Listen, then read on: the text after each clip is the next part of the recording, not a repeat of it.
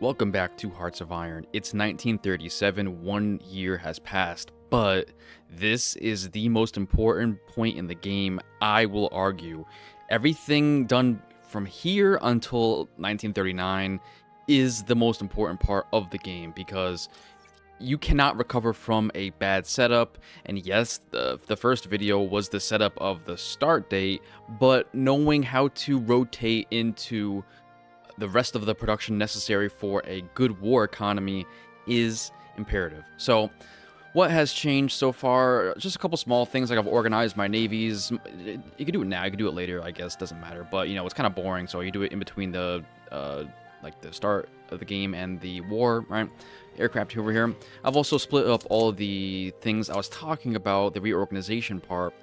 So I have the elite divisions here, some engineers, so I took off these divisions for armor, and I'm making armored cars to put on here instead.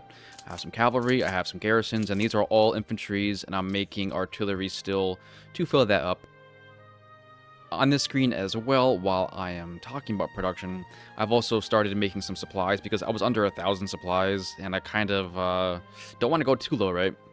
So I swapped this to a automated slider, in this case production being prioritized. It will do upgrades and reinforcements if I run out of production to do. But yes, rocket test site is done, that's a big one. Put a Bismarck in queue right after that was done. And I'm making my last transport, naval bombers, CAS, and some fighters right there. But yes, I can now make medium armor, it's this one right here. So I want to finish these airplanes first. Like I said, I have air build speed bonus right there. I do not yet have the armor build speeds from one of these right there. So yeah, finish the airplanes first, right? Now, technology, I started recruiting some officers because I ran out of stuff to research last year, but something that no one really talks about, again, I picked up on this on my own, is that 37, this year, there's not much to research. So what ends up happening is you run out of stuff to research over here about halfway through the year, and then you go heavy on officers like this as the year closes, and that gives you usually close to 140% as Germany for what you need to start the war right here with Poland. So this is a year of officers and small technologies. Now, everything else, now trade-wise, diplomacy-wise, there's not much to say. I'm just importing some metal and some rare materials. I might have to export some supplies to fund some additional imports right here. Probably import some metal, rare materials maybe as well, but I'm getting kind of greedy with my supply production so I could put stuff on IC units over here. What else is there to say? Well, that's it for that screen, I guess. Also, Spain won the Civil War, which is nice. Long term for me. Politics, nothing has changed. Oh yeah, one more thing is the 1st of January each year is when new leaders will appear, if they are going to appear at all. So something I started to do, because I was also bored, was I promoted all my wizards to rank 2, and everyone else got demoted to rank 1, so I could reorganize a new order of battle from scratch. Yes, so I will be putting these at the core level, and maybe even higher at like the army group level as well. But for now, it is like that. And I put the big wizard in charge, like I said. And Navy, same thing. You'll be getting better leaders over time. Each year, new ones pop up into the game, so just be patient for that. Now, intelligence. I'm waiting on Austria for the Anschluss. Not much else to say about that. But yes, the main thing here is to pivot away from aircraft so that I could start getting those tanks with the tank bonus right here at some point. I also have to calculate how many more artillery I need. If you come over here, this is one more advantage of making one big theater HQ, is if you come over here, you could see exactly your total units on the I almost said the board, but it's not a board, it's like a map. Yes, so I have, for example, infantry at 114, artillery is at 25, and I have some amount more in here. I could mathematically calculate how many more I need to make. I could just add 1, 2, 3, 4, 5, yeah, like 5, so that's 30, so 30. I'm actually Still short a couple artillery, so I'll keep that going. But as soon as I finish my artilleries is when I will have extra IC to pump into reinforcements and upgrades. So yes, do not forget about that. You can... It doesn't matter that much, but you don't want to start a war without upgraded units, so... I will update you again in a year from now. Hopefully, I'll have some more land, right?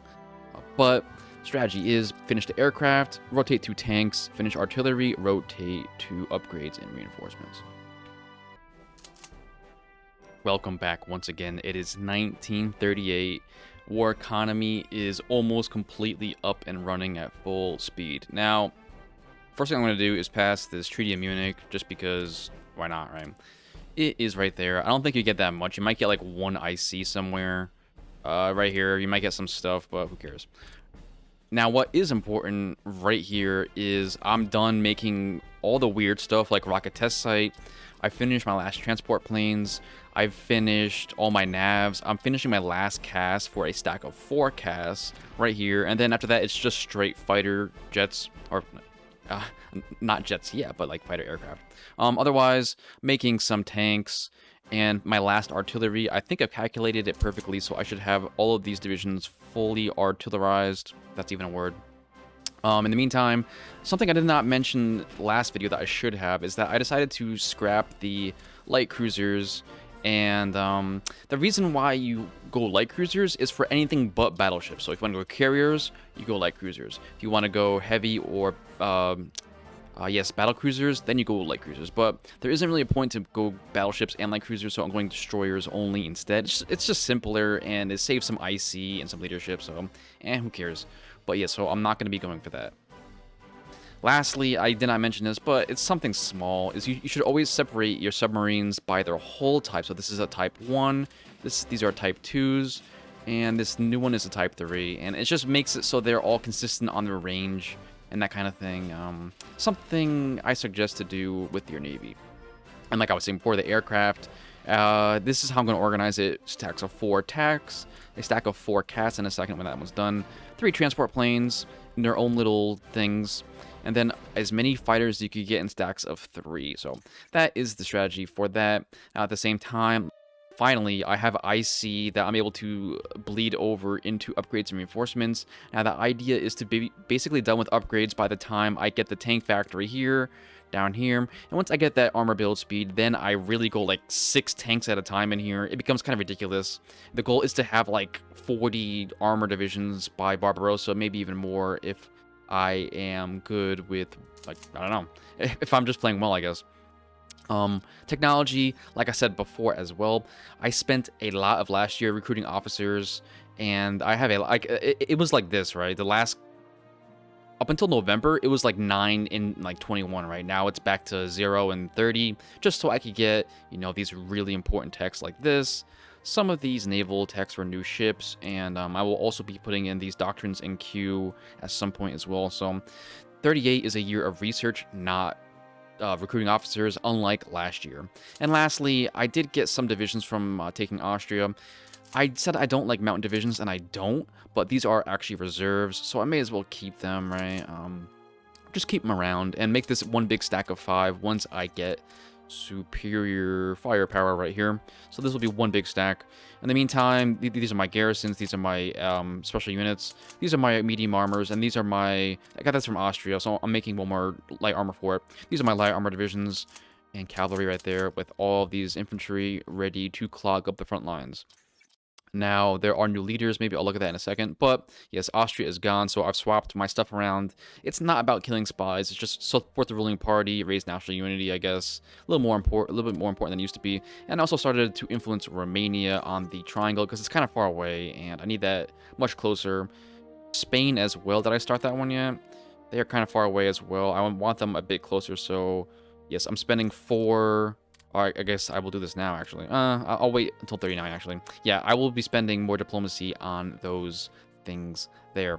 So the rest of this year is just to upgrade as much as I can, get that armor down here, the armor factory. And then after that, I'll be done with artillery, I'll be done with CAS, done with almost everything that is weird, right? And just start making lots and lots of tanks and airplanes. So I will be back next year. It is 1939. It is the year of decision. Now, a lot has changed actually.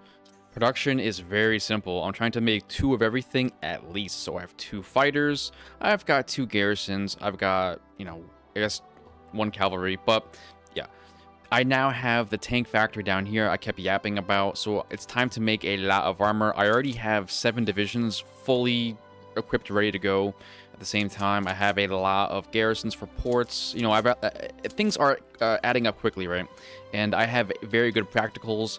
My automative is 15, my armor is 17. Down here for light aircraft, 16 for light aircraft. Yes, so this is very nice. Things are getting faster and faster, and I'm actually dropping officers quite quickly over here. So I'm gonna have to do the best techs that are most important, such as these fighter techs right here for the new year, and then start dumping hard into officers by the end of this year, by the end of August of this year.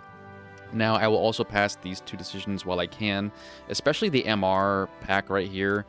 Very, very important one, because like I said in the first episode, you will not have the troop ratio on the border necessary to declare at a historical date on very hard if you do not pass that day 1 right now. One more thing worth mentioning, as you can see, this is an anti-tank. Yes, I also mentioned this before, but the AI makes smarter things. It makes better choices. Just the way I've modded it, this is still their finest hour. This is still a vanilla game, but I've just increased the difficulty even more, right? So, yeah, you can see that. I've also changed the, I think it's called the priority of the units in a division. So this will show anti-tank even though it does have infantry. That is not how it is normally, so it is just a visual bonus so I can see what's going on, right, on the counter. Now, at this point, it is also 39, so this is the last year. This is a big year for new guys, so I just got donuts over here. I'll put them in charge of this and so on. At this point, I can make my order of battle and distribute troops along borders, which is what I'm going to do. So, I will do this off screen to not waste your time, but the plan is to put everyone along this border and this border, and then use transports to ship stuff over here to East Prussia, to Königsberg, and get in position to pounce on Poland.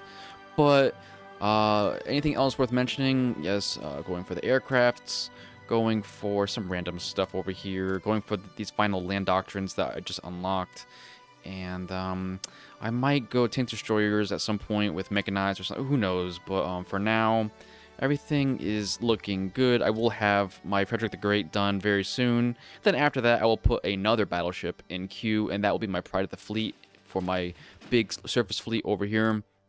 Aircraft-wise, the goal is to have fighters in South Germany, West Germany, North Germany, and then East Germany, just to not get bombed from strap bombers and that sort of thing. I will also put transport aircraft supplying East Prussia down in the corners where there might be, I don't know, bad throughput, I guess. Okay, at the same time, let's see. I could also probably pick my very best guy. I think I usually go for, not Rommel, but somebody else. Maybe it is this guy, actually, Hauser. Yeah, I'll just keep him there. House or whatever. I don't know how to say that. I'm an American, right? I am an American. So I will just shut up. But the next thing I'm going to do here is probably skip to a new video. So I will bring you to the next video to the start of the war in late August of this year. Everything will be set up. I will explain my deployments. And thank you for watching, because this is going to be a fantastic war. I could already tell. I'm building well, but at the same time, it's not going to be easy, right? It's not going to be easy.